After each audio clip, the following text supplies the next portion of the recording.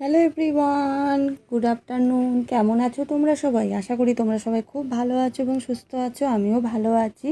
আর সকালবেলার রুটিন আজকে একটু চেঞ্জ হয়েছে। সকালে উঠে যেমন রান্না করে নিয়েছি, কিন্তু একটু চেঞ্জ হয়েছে বলতে আজকে সকালবেলা আমার ছেলের মিস ফোন করেছিল, বলে ও সকালবেলা পড়াবে, তাই জন্যে দেখো সকালবেলা পড়াবে বলে ছেলেকে তাড়াতাড়ি করে তুলে দিয়েছি। এমনিতেই ও ওঠে 6টা, 6:30, কখনো 7টায় ওঠে, তো যাক আমি 6:30, 7টার ভিতরে তুলে দিয়েছি, কারণ 8টা থেকে পড়াবে। কিন্তু 8টা থেকে পড়াবে, ও 8টায় যেতে পারেনি, গেছে 8:30টায়। কে নিয়ে গেছে না সোমনাথ। আর সোমনাথ যাওয়া মানে ঢিকির করে যায়, সে হেঁটেই যাক আর যে যাতেই যাক, গাড়ি যাক, সে ওর উঠতে, দাঁত ব্রাশ করতে, খেতে অনেকটা দেরি হয়ে গেছে। সোমনাথের সঙ্গে পাঠিয়ে দিলাম, সোমনাথ দিয়ে এলো। আর ততক্ষণে আমি তার এপাশে রান্নাবান্নাগুলো করে নিই, সোমনাথ বেরোবে। তো দেখো এখানে ভাত বসিয়ে দিয়েছি, এখানে ভাত হচ্ছে ইন্ডাকশানে। আর ওপাশে রান্নাঘরে কিছুটা কাজ এগিয়ে নিয়েছি, কিছুটা মানে খানিকটা কাজ এগিয়ে নিয়েছি, পুরোপুরি এগোয়নি গো। ঢিকির করে কাজ করছি, কেন জানি না, সকাল থেকে উঠে খুব মাথাটা ঘুরছে, চোখ মুখ ধোঁয়া লাগছে, হয়তো শরীরটা দুর্বল বা প্রেশারটা লো আছে, তো তাই। আর এই পাশে দেখো আমার ইন্ডাকশানটা কী হয়েছে কী জানি, অনেকক্ষণ থেকে কিন্তু আমি ভাতটা বসিয়েছি, একটা না ঘট আওয়াজ হচ্ছে, মানে ভেতর দিক থেকে নয়, ওপরে। তো সোমনাথ বললো, ওই যে তুমি যে পাত্রটা বসিয়েছো ওর নিচে বোধহয় জল টল আছে, তাই জন্য যে এখন যে কোনো বিষয় না খুব টেনশন করি। তো দেখো এপাশে কী রান্না করবো তোমাদের আজকে দেখিয়ে দিই। এই পাশে দেখো আমি আলু মানে লম্বা লম্বা করে করতে গিয়ে আমি সেই পোস্তুর মতন আলু ডেমো করে কেটে নিয়েছি। এটা হবে ডিমের অমলেট করে করবো, মানে তরকারি করবো আর কি, কষা। আর এই পাশে করবো তোমার ওই চানা মশলা সোমনাথ নিয়ে যাবে। আর দেখো এই টিফিন বক্সটাতে করে, প্লাস্টিকের টিফিন বক্স না, সরি, এমনি বক্সের মধ্যে আমি ডিম রাখি। বাইরে আমি ডিম রেখেছিলাম কালকে না পরশু দিন, দেখি না ইঁদুরে টেনে নিয়ে গেছে। আমার জানা ছিল না ইঁদুর ডিম খায় বলে, বেশি না, একটাই নিয়ে গেছে। তো সেদ্ধ খাবো বলে রেখেছিলাম, কিন্তু সেটা নিয়ে চলে গেছে। এই জন্য আমি রাখো এই কৌটোর ভিতরে, বক্সের মধ্যে রেখে দিই, আমি ফ্রিজের মধ্যে রেখে দিই। আর এপাশে পেঁয়াজ, কাঁচা লঙ্কা সব আছে, কাটবো বসে পরে। এপাশে দেখো আমি কুকারে বসিয়ে দিয়েছি, কী বলে যেন, ওই চানাটা সেদ্ধ হোক, চানাটা একটু আলুটা বসিয়ে দিয়েছি। আর এপাশে দেখো কুকারটা না ঠিকঠাক চলে না গো, খারাপ হয়ে গেছে। তো সে বিয়েতে আমি গিফট পেয়েছিলাম এই কুকারটা। আর আরেকটা কুকার আছে শাশুড়ি, সেটা অনেক বড়, সে বোধহয় 6-7জন মতন খাওয়া হবে, সেই রকম বড় কুকার।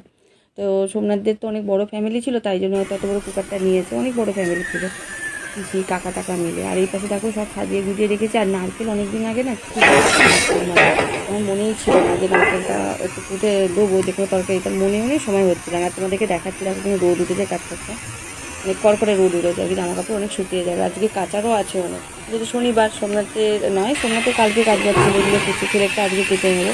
আর এই পাশে দেখো যা মশলা লাগিয়ে আমি এনে রেখেছি, শুধু বোধহয় আরেকটা জিনিস আমাদের দেখানো ছিল, দেখো এই হাট থেকে দরকার ছিল, এটা একটুখানি ছিল, আমাদের কোনো জিনিস না থাকতে এনে নিই, মানে থাকতে এনে নিই, হলুদ হাট থেকে নিয়ে এসছে। কি বাজে জঘন্য হলুদটা, জানো তো, মানে কালারটা তো পুরো কালো হয়ে যাচ্ছে। এগুলো কি হলুদ জানি না, কোনো প্যাকেট নেই, লুজ হলুদ।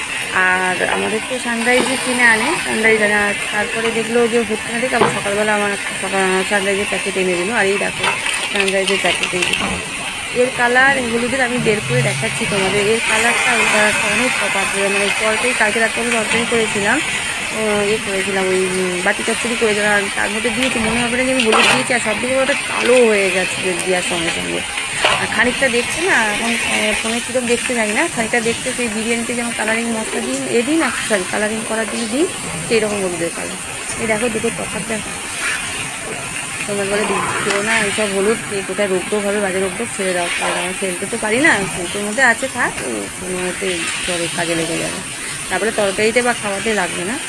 তো চলো, এইটাই তোমাদের কাছে দেখালাম। হয়তো তোমরা তো বলে বাবা এটা এমন কিছু ব্যাপার না, আমার কাছে এটা নতুন মনে হলো যে দেখো বাজারের যে গুঁড়ো মশলা পাওয়া যায়, সেগুলো সবসময় ঠিক হয় না, আর আমাদের আনাটাও ঠিক নয়।